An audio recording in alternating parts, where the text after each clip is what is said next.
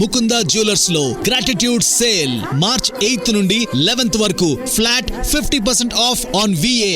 ఈ ఆఫర్ అన్ని బ్రాంచెస్ కి వర్తిస్తుంది.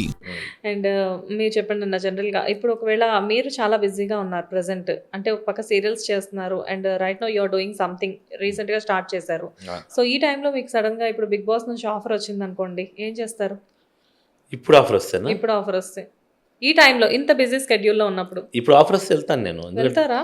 డెఫినెట్గా వెళ్తాను. అంటే ఇప్పుడు నేను బిజినెస్, నాకు దీని పార్ట్నర్స్ ఉన్నారు. ఇప్పుడు నేను సీరియల్ చేస్తున్న సీరియల్ మొన్నే అయిపోయింది, గుమ్మడికాయ కొట్టేశారు. ఇప్పుడు ప్రెసెంట్ ఫ్రీ. పొరపాటున నెక్స్ట్ వీక్ నాకు బిగ్ బాస్ ఆఫర్ కన్నా మంచి సీరియల్ త్రూ అవుట్ క్యారెక్టర్ వచ్చింది అనుకో, బిగ్ బాస్కి వెళ్ళను ఆబ్వియస్గా.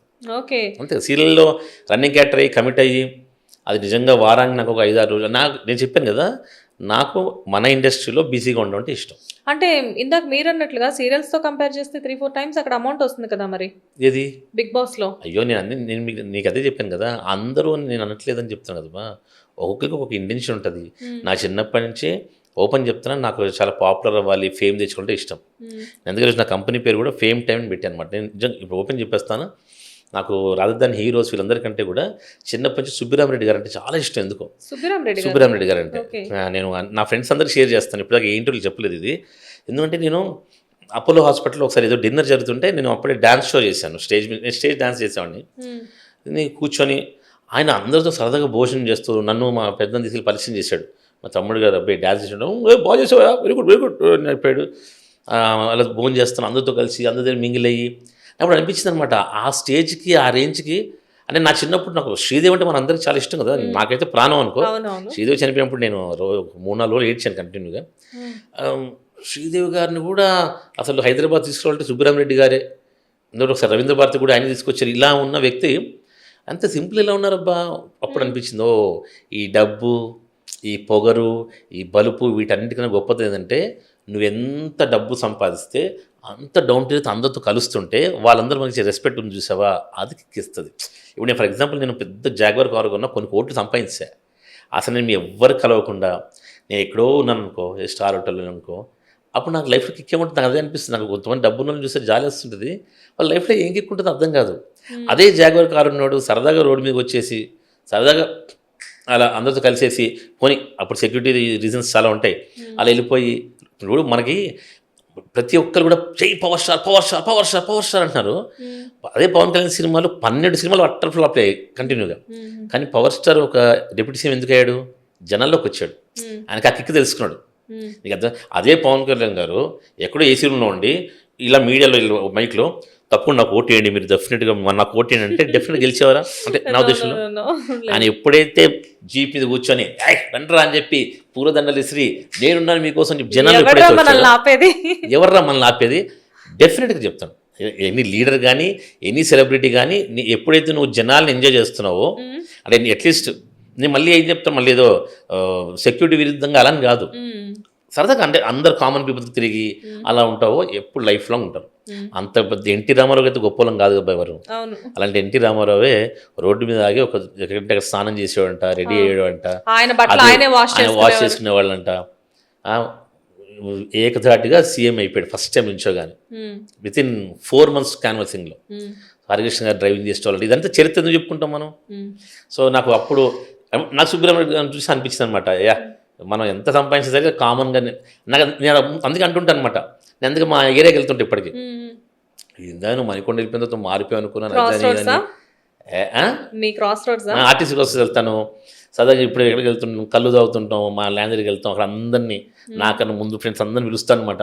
కూర్చుంటుంటాం అంటాం, నువ్వు గ్రేట్ అయ్యి అంటుంటే మన లోపల పొంగిపోతుంటాం. ఊరికైనా బాగా చూడ నేనే గ్రేట్ అన్నా అంటాం, కానీ లోపల కిక్ ఉంటుంది. అందరూ మనల్ని చూస్తుంటారు, అందరూ విక్రమ్ ఏం గ్రేట్ అయ్యా నిజంగా, కానీ గ్రేట్ అని నువ్వు టీవీలో అంత పాపులర్ భలే ఫ్రీ ఉంటావా నువ్వు అంటారు. ఊరికైనా తీయలేదు చిరంజీవి నాన్న సరే కలువట్టు అలా అనమాట. అవన్నీ ఎంజాయ్ చేస్తాను. మళ్ళీ నేను ఆ పదాలు వాడినబ్బా, అది చాలా కామన్ పదం. సింప్లిసిటీ, అందరూ సింప్లిసిటీగానే ఉంటారు. సింప్లిసిటీ కాదు, అది అనుభవిస్తే తెలుస్తుంది అబ్బా. నీకు ఇంకా నువ్వు టాప్ యాంకర్ అయిపోయి నీకు ఒక 100 కోట్లు వచ్చేసిన తర్వాత నువ్వు అనుభవించే లైఫే నీ ఎంజాయ్మెంట్ ఏంటో చెప్తుంది అనమాట. అది ఎవరు వాళ్ళు అనుభవించాలి, అది సింప్లిసిటీ అది ఇది కాదు, అది ఒక కిక్ ఉంటుంది. డెఫినెట్ గా మనం ఏదనేది పక్కన పెట్టేసేసి మనం ఎంత ఎదిగినా కానీ చుట్టూ ఉన్న వాళ్ళందరితో ఎప్పట్లానే సింపుల్ గా ఉంటే వాళ్ళ దగ్గర నుంచి వచ్చే అప్రిషియేషన్స్ ఏవైతే ఉంటాయో అది సో అవి నిజంగానే మీరు అన్నట్టు సూపర్ కిక్ ఇస్తాయి. అది అంతే కదా మరి. నువ్వు వాళ్ళ చుట్టాలు ఎవరు ఉంటారు, అరే మా వాళ్ళు నువ్వు అంటే ఇష్టం అంట అంటే టక్ పదన్న మరి వాళ్ళంటే దావతం చెప్పానా వెళ్ళిపోదామా మన మట్టు ఉంటుంది మరి నడన్నా వెళ్ళి తిన్నాం అనుకో, వాళ్ళు చూపించే మన ప్రేమ అవన్నీ మన లోపల బూస్టప్ వెళ్ళిపోతారు కదన్నా మీరు. వెళ్ళిపోతా. ఇప్పుడు ఎవరు పిలిచినా అలానే ఫ్రీ ఉన్నప్పుడే ఎవరు పిలిచినా సరే అలా మనసులో అనుకున్నా సరే వెళ్ళిపోతా సరదాగా. నేను వస్తే హ్యాపీగా పదా ఏముంది నాకు ఇప్పుడు ఎట్లా ఏ పాటలేదు ఈరోజు హ్యాపీగా వచ్చేస్తాను. అదే ఫ్రీగా ఉన్నప్పుడు ఎవరైనా ఫోన్ చేసి జనరల్ గా విక్రమ్ గారు కొంచెం ఇలా మా ఇంట్లో ఫంక్షన్ ఉంది తప్పకుండా మీరు రావాలి అంటే ఈవెన్ మీరనే కాదు అంత ఫేమస్ అయిన శ్రీవాణి గారు కూడా ఫేమస్. శ్రీవాణి ఫేమస్ అవి ఏం కాదు ఎవరు ఇంకా ఏం ఫేమస్ కాలేదు. నేను మళ్ళీ చెప్తాను కదా, ఓన్లీ మెగాస్టార్ చిరంజీవితో పోల్చుకోండి అందరూ అంట. నేను అదే అంటాను, ఎవ్వరం ఫేమస్ కాదు నా దృష్టిలో. నాకు యాక్టింగ్ కావాలంటే చిరంజీవి, అంత గొప్పలో అయిన తర్వాత మనం పొగరు చూపించాలి అంట అనమాట. అంత గొప్పలు ఎప్పుడు మనం కాము కాబట్టి మన జీవితం పొగరు. ఎలా ఈ కాంబినేషన్ ఎలా వర్కౌట్ అయింది? ఇప్పుడు హస్బెండ్ సింపుల్ గా ఉన్నారు అంటే కొంతమంది వైఫ్స్ కొంచెం లైట్ గా ప్రౌడ్ అలా కనబడతారు. పోనీ వైఫ్ కొంచెం సింప్లిసిటీ మెయింటైన్ చేస్తుందంటే హస్బెండ్, ఎందుకంటే you're already well settle family and అందరికీ తెలిసిన ఫ్యామిలీ అండ్ మీరు ఒప్పుకున్నా ఒప్పుకోకపోయినా you're the top most one of the serial celebrity family. ఇంగ్లీష్లో సింపుల్ గా చెప్తాను. నాకు శ్రీవానికి 7.5 8 years తేడా. శ్రీవాణి నాకు పరిచయం అయినప్పుడు శ్రీవాణి వయసు 11 ఏళ్ళు, నాకు 19 years. సో అప్పటి నుంచి శ్రీవానికి అప్పుడే కదా 7th class. సో నాతోనే షోస్ చేసేది, డాన్స్ షోస్, నేనే యాంకరింగ్ పెట్టించాను ఈటీవీలో వెళ్ళి. అంటే నాకు తగ్గట్టు పెరిగిందనమాట. నేను నా లైఫ్ 25 years నుంచి ఇలానే ఉన్నా. నేను 25 years బ్యాక్ ఎలా అయితే ఉన్నానో ఇప్పుడు అలానే ఉన్నాను అనమాట యాక్చువల్గా. సో అదే నేను ఇప్పుడు కూడా అంటే నేను పెద్ద కోట్లు సంపాదించలేదు. ఇప్పుడు కూడా తమ్ముడు 2000 సరదాగా ఇప్పుడు లేవరా గూగుల్ పే అనే టైప్లో ఉంటాం. అంతేగాని మీకేం అవసరం అన్న అంటే అబ్బో ఇలా అనుకుంటున్నారు సమాజం అని హ్యాపీ ఫీల్ అవుతాం, కానీ అవేముండవు. సో శ్రీవాణి నాకు 7-8 years తేడా వల్ల, సో అప్పగించిన పరిశ్రమ వల్ల నాలానే పెరిగిందంట అమ్మాయి కూడా. సో అందుకని శ్రీవాణి ఇప్పుడు కూడా మేము బస్సులో వెళ్ళిపోవాలన్నా మేము ఫీల్ అవ్వం, ఆటోలు ఎక్కాలన్నా ఫీల్ అవ్వం, క్యాబ్ బుక్ అవ్వతే ఓలా మా కార్ ఎక్కడో ఉంటే ఓలా ఆటో బుక్ చేసుకుని ఆటోలు వెళ్తాం. ఏముంది అట్లా పెద్ద ఏముంది. అదే పబ్లిక్ తో అసోసియేట్ అయ్యే దగ్గర కూడా ఇద్దరు సేమ్ ఒకేలా మేము కూరగాయలు కొనడానికి వెళ్తాం, ఎంజాయ్ చేస్తాం. ఇంకా మంచిగా డీమార్ట్కి వెళ్ళినప్పుడు అందరూ వచ్చి సెల్ఫీలు అడిగితే చాలా ఎంజాయ్ చేస్తాం మేము యాక్చువల్లీ. ఆవిడ కూడా చాలా ఈజీగా ఎవరైనా మాట్లాడిస్తే ఏంటంటే మన లక్కీ, మేము టీవీ ఆర్టిస్ట్ లక్కీ ఏంటంటే ఒక ఫేమ్ ఉంటుంది, నేమ్ ఉంటుంది, మీ అంటే అందరికి ఇష్టం ఉంటుంది. అలానే మా కోసం ఏది కొట్టేసుకునేంత జనాలు ఉంటారు కదా. మేమనే కదా ఏ టీవీ ఆర్టిస్ట్ అలా బయట కనపడితే ఇప్పుడు పవన్ కళ్యాణ్, చిరంజీవి, అల్లు అర్జున్ కొట్టేసుకోరు కదా. మాకు సెక్యూరిటీ ఏం అవసరం లేదు. మాకు మహా అంటే అల్లు అండి మీరు బాగా చేస్తారు ఆటోగ్రాఫ్ ఫోటోగ్రాఫ్ అంతే కదా హ్యాపీగా. ముందు మా జనాలు తిరగడం అంటే ఇష్టం అనమాట బాగా. Very nice. అండ్ దీంతో పాటు అంటే మాకు తోడుగా మా పాప కూడా అలా తయారైంది. మా పాప గురించి ఇన్నోరెంట్ మాల్కి వెళ్ళినప్పుడు, ఏదైనా మాల్కి వెళ్ళినప్పుడు ఎవరిని వచ్చి నందు ఇంత యాక్టివ్గా నాకు సెల్ఫీలు అంటే ఇలా మురిసిపోతుంటుంది అనమాట. నన్ను ఇలా గోకుతుంటుంది. చూసారా నాకు కూడా ఫ్యాన్స్ అని ఇలా మంచి ఫోజ్ ఇచ్చి ఫోటోలు దిగుతుంటుంది. అట్లా నిజంగానే కదా, చిన్నప్పటి నుంచి ఇద్దరు ఆర్టిస్టులను ఇంట్లో చూస్తూ పెరిగినప్పుడు ఆటోమేటిక్గా వాళ్ళు కూడా ఆర్టిస్టులు చూస్తూ పెరిగింది. ప్లస్ మేము రెగ్యులర్గా ముగ్గురం కలిసి ఇక్కడ బయటకు వెళ్తున్నాం కాబట్టి మా బిహేవియర్, మా అలవాట్లే నందిని కూడా వచ్చాయి అనమాట. సో సింపుల్ అన్నక సింపుల్గా ఉండకపోవడానికి మేమంత ఇది కాదు కదా. మీ గురించి చెప్పట్లేదన్నా, మాలానే చాలామంది ఆర్టిస్టులు చెప్తున్నాను. చాలామంది ఆర్టిస్టులు సింపుల్గా ఉంటారు. చాలా కొంతమంది ఆర్టిస్టులే ఇన్ఫీరియారిటీ కాంప్లెక్స్ ఫీల్ అయ్యే ఆర్టిస్టులు. ఓహో మనం ఇప్పుడు పొగరు మన స్టైల్ కొట్టకపోతే వీళ్ళతో మనం ఈక్వల్ అనుకోరేమో అనే ఫీల్ అయ్యే ఆర్టిస్టులు మాత్రమే వాళ్ళు ఒక రాంగ్ పొరని కప్పుకొని మేము చాలా గొప్పవాళ్ళని చెప్పి బిల్డప్ ఇస్తున్నట్టు కనపడతారు తప్ప అందరు సింపుల్గానే ఉంటారు, అందరు కామన్గా ఉంటారు, అందరు న్యాచురల్గానే ఉంటారు. అయితే ఇదంతా ఒక మిత్ అన్నమాట, విచ్ ఇస్ నాట్ రియాలిటీ అనేది మనకి. అంటే కొంచెం తెలివైన అవగాహన లేని కొంతమంది ఆర్టిస్టులు మాత్రం నటిస్తుంటారు. నేను నాకు ఇవి నచ్చు నేను అది ఆర్టిస్ట్ నటిస్తారు, కానీ అందరు కామన్గా ఉంటారు. ఇంట్లో ఎవరికన్నా సరే దురదొస్తు కోకుంటారు, బాత్రూమ్ వస్తే వెళ్తారు. మీ ఫ్రెండ్ సర్కిల్‌లో ఆల్మోస్ట్ అందరూ పెద్ద పెద్ద వాళ్ళు. ఫర్ ఎగ్జాంపుల్ 'రాజ్ కుమార్' గారిని మొన్న మనం ఎవరినో వద్దు 'రాజ్ కుమార్' గారిని తీసుకుందాం. అంతే. మీకు చాలా నియర్ అండ్ డియర్ ఆయన. 100% చాలా తక్కువ కాలంలో చాలా ఎక్కువ దగ్గర ఎక్కువ అయిపోయింది. దగ్గరైన పర్సన్. ఆఖరికి మొన్న మన లోగో లాంచ్ అప్పుడు కూడా నేను అవును. ఆయన బాగా గుర్తున్న వర్డ్ ఏంటి అంటే చెన్నై నుంచి మన ప్రోగ్రామ్ కోసం ఆయన ఫ్లైట్‌లో వచ్చారు. లోగో లాంచ్ కోసం. యెస్. లోగో లాంచ్ కోసం వచ్చారు. నాకు అది కొంచెం అనిపించింది. ఎక్కడో చెన్నైలో ఉండే పర్సన్ లోగో లాంచ్‌కి రావాల్సిన అవసరం లేదు. మీకు ఏదో ఒక రీజన్ చెప్పొచ్చు. అవును. సారీ విక్రమ్ నాకు కుదరట్లేదు అని చెప్పేసి. బట్ అంత దూరం నుంచి మీకోసం రావడం అంటే మీ ఇద్దరిది ఒక్క సీరియల్ 'శ్రీవల్లి' సీరియల్ టైంలో మీ ఇద్దరు ఫ్రెండ్షిప్. మేము అదే చెప్పాను, మాకు 2 years కూడా కాదు మా ఫ్రెండ్షిప్ స్టార్ట్ అయ్యి. కాకపోతే ఏంటంటే ఆ సీరియల్ స్టార్ట్ అయిన ఒక 6 నెలలు కూడా ఎప్పుడు మాట్లాడుకోలేదు. మా కాంబినేషన్ వాళ్ళ కాంబినేషన్ ఉండేది కాదు. అప్పుడు నేను అర్చన గారు బాగా క్లోజ్. అర్చన గారు కాంబినేషన్, అర్చన గారు కూడా చాలా క్లోజ్ అయిపోయారు అన్నమాట నాకు. ఓకే. చాలా క్లోజ్ టు ది హార్ట్ అయిపోయారు. తర్వాత అర్చన గారు వెళ్ళిపోయారు సమ్ రీజన్స్ వల్ల సీరియల్ నుంచి. శాంతి గారు వచ్చారు. అప్పుడు 'రాజ్ కుమార్' గారు ఎందుకో కనెక్ట్ అయ్యారు. ఆ కనెక్షన్ అసలు చాలా త్వరగా బాండింగ్ అయిపోయింది మా ఇద్దరికి. అంటే సైమల్టేనియస్గా ఏదైనా మాట్లాడినా సరే ఆ జోక్స్ కానీ ఆ ఎటకారం కానీ మ్యాచ్ అవ్వడం, వేవ్ లెంత్ మ్యాచ్ అవ్వడం. ఏటి బాస్ అవునన్నయ్య ఈ టైప్లో ఉంటాయి కదా. శాంతి గారి గురించా? ఓకే. కాదు, శాంతి గారి గురించి కాదు, అంటే జనరల్ గా ఫ్రెండ్స్ ఎవరి గురించి కదా అయినా అందరూ. సరే, మామూలు ఎవరైనా సరే సమాజం జరుగుతుంది దాని గురించి ఒక జోక్, ఒక ఎటకారం వేసుకుంటాం కదా, ఒక ఇది ఉంటుంది కదా వేవ్ లెంత్, అవి మ్యాచ్ అయ్యాయి మాకు.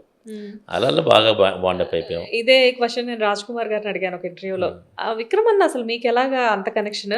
మీరు ఇండస్ట్రీకి వచ్చి సీరియల్స్ చేస్తుందాం మొదలుపెట్టిన తర్వాత మిమ్మల్ని ఇంత క్లోజ్ బాండింగ్లో నేను ఎవరితో చూడలేదని అంటే నాకు కూడా అర్థం కావట్లేదు. విక్రమ్తో ఫ్రెండ్షిప్ చేయాలి అని చెప్పి నేను అసలు ఎప్పుడు అనుకోలేదు. విక్రమ్ అలా మనల్ని అడిక్ట్ అయ్యేలా చేసుకుంటాడు అని చెప్పేసి అన్నారు. అయ్యో అంతే, అంటే చెప్పాం కదా చాలా త్వరగా క్లోజ్ అయిపోయాం. ఇంకా నేను బలవంతం కూడా ఆయన ఎయిర్పోర్ట్కి వెళ్ళిపోతున్నప్పుడు కూడా ఆయన లండన్ అక్కడ సరదా లాంచ్లో కూర్చుందాం అని చెప్పి వెళ్ళి ఆయన ఫ్లైట్ ఈరోజు ఎందుకు మీకు డిలే అవుతుంది అనిపిస్తుంది అన్న అని చెప్పేసరికి భయ్యా అంటే నిజంగా డిలే అయ్యేది. అట్లా ఏదో జరిగేది. ఇటు బాస్ ఇది నిజంగా నైట్ 12:30 ఫ్లైట్, ఎర్లీ మార్నింగ్ 4:30కి వెళ్ళి బయలుదేరేది. అలా అక్కడ లాంచ్లో కూర్చుంటూ వాళ్ళం సరదా తినుకుంటూ అలా ఎందుకో అలా కనెక్షన్ బాగా కుదిరింది. ఎంజాయ్ చేస్తూ బాగా ఎంజాయ్ చేస్తూ బ్యాచిలర్ లైఫ్ ఎంజాయ్ చేస్తారు మీరు ఎవరితో ఉన్నా కానీ కంప్లీట్ గా. నేను అండ్ మీరు శ్రీవారి నన్ను తిట్టుకుంటుంది కానీ నేను ఎప్పుడు ఏదో చెప్తాను, నేను పెళ్ళైన బ్యాచిలర్ అంట. డెఫినెట్ గా వి అగ్రీడ్. అదే మేము చూస్తూ ఉంటాం కదా మిమ్మల్ని. అవును. అండ్ మీ ఇద్దరు కలిసి చిరంజీవి గారిని కలిసిన సందర్భం ఒకటి, ఆ సందర్భం గురించి ఒకసారి చెప్పండి. అదే నేను మామూలుగా 'రాజ్ కుమార్' అని చిరంజీవిలో వస్తున్నారు. చిరంజీవి గారు అంటే నాకు చిరంజీవితో చిన్నప్పుడు ఫోటో ఉంది. బెస్ట్ డాన్సర్ అవార్డు తీసుకున్నారు హైదరాబాద్లో. లాంగ్ బ్యాక్ కదా అది, చాలా లాంగ్ బ్యాక్. సో లేటెస్ట్గా చిరంజీవిని కలవని స్ట్రీమింగ్ వస్తున్నారు. అన్నయ్య మీరు కూడా రండి ఆ ఫంక్షన్ అంటే, లేదు బస్సు అది తెలియని ఫంక్షన్ అంటే, లేదనేది యూట్యూబ్దే నన్ను ఇన్వైట్ చేశారు అని ఉన్నానని చెప్పి ఇన్విటేషన్ తెప్పించి ఆయన కూడా ఆయన పేరు మీద. సరే వెళ్ళాం. చిరంజీవి గారు కూర్చున్నారు, విజయ్ దేవరకొండలు కూర్చున్నారు. కానీ మన కళ్ళంతా చిరంజీవి మీద ఉంటాయి కదా. అట్లా అన్న వెళ్ళి మాట్లాడితే ఆయన చాలా మొహమాట వస్తుంది అనమాట. ఈయన జూనియర్ చిరంజీవి గారు కదా, చిరంజీవి. అందుకని వద్దులే వస్తా అంటే దానికి ఏంటంటే అప్పట్లో మీడియా అంతా లేకపోయిన టైంలో చిరంజీవిలా ఉన్నాడు ఈయన అని చెప్పి ఏవో ఉండేవన్నమాట స్టైల్స్ కానివ్వండి రూమర్స్. సరే ఇప్పుడు ఎందుకు అన్నది మీడియా హడావిడి ఏం చేస్తామని చెప్పి నేను ఇంకా మొత్తంగా ఆయన స్టేజ్ మీద ఇన్వైట్ చేశారు ఆయన చిరంజీవి గారిని. ఇంకా వెళ్ళిపోతున్నాను నేను మీటింగ్ అయ్యి. వెళ్ళిపోయే టైంలో నాకు ఎలా ఉంటుందో తెలుసు. బాడీ గార్డ్స్ వస్తారు, ఎవరి దగ్గర రానియరు, తోసేస్తారు. అన్నీ మీరు రండి అని నా మాటినండి, మీరు కనపడండి, మిమ్మల్ని తొయ్యరు నా మాటినన్నా. నిజంగా చూడగానే చిరంజీవి గారు ఏ 'Raj Kumar' that is megastar. ఆయన కూడా చెప్తున్నది అంత ఆయన నువ్వు ఆ మాట, అంత బిజీ వ్యక్తి, అంత లెజెండ్ హీరో, అంత పద్మభూషణ్ 'రాజ్ కుమార్' రా ఏయ్ సెల్ఫీ తీయండి అమ్మ 'రాజ్ కుమార్' అని చెప్పి ఆయన మళ్ళీ అంటే, అన్నయ్య నాకన్నా పెద్ద ఫ్యాను నా ఫ్రెండ్, ఒక సెల్ఫీ అంటే అయ్యో రా అనగానే నా చేతులు ఇలా వణుకుతున్నాయి. ఇట్లా బాడీ గార్డ్స్ అందరూ అరుస్తున్నారు పక్కన, సెల్ఫీ దిగాను. ఆ ఫోటో మేము కూడా చూసాము. అంతే, అది నిజంగా వండర్ఫుల్ మూమెంట్ కదన్నా. అంతే కదా. డెఫినెట్గా అంటే అక్కడున్న సందర్భంలో 'రాజ్ కుమార్' గారిని ఆయన పిలవడం చాలా ఎక్కువ. ఎందుకంటే అంత బిజీలో 'రాజ్ కుమార్' గారికి చిరంజీవి గారికి మంచి బాండింగ్ ఉన్నప్పటికీ ఆ టైంలో ఆయన వెళ్ళిపోయే టైంలో పిలవడం ఎక్కువ. ఇంకా షాకింగ్ విషయం ఏంటి అంటే అక్కడ 'రాజ్ కుమార్' గారు మిమ్మల్ని చిరంజీవి గారికి మళ్ళీ పరిచయం చేయడం అనేది చాలా పెద్ద విషయం అది. సో ఆయన మనస్ఫూర్తిగా, అంటే నేను చిరంజీవి అంటే ఎంత ఇష్టం. అప్పుడు మామూలుగా ఇప్పుడు మా జనరేషన్ వచ్చిన ఏ హీరో అయినా ఏ ఆర్టిస్ట్ అయినా సరే చిరంజీవి గారి ఇన్స్పిరేషన్, చిరంజీవి గారి గ్రేట్, స్టేజ్ మీద చెప్తారు, ఎన్ని కవితలు రాయొచ్చు. నేనన్నా చిరంజీవి గారి స్టేజ్ మీద ఉంటే నా నోరు వణుకుతుందేమో, మాట వణుకుతుందేమో, కానీ చెయ్యి వణుకుతుంటే రాజ్ కుమార్ గారికి అంత ఇష్టం చెప్తానమాట, చిరంజీవి అంటే ఎంత ఇష్టం, అందుకే అదే ఆయన చేత తెప్పించింది. నిజంగా మీరంటే ఇష్టం అనే నా ఫ్రెండ్కి అని చెప్పి ఇది తీపిచ్చాడు అనమాట. సూపర్.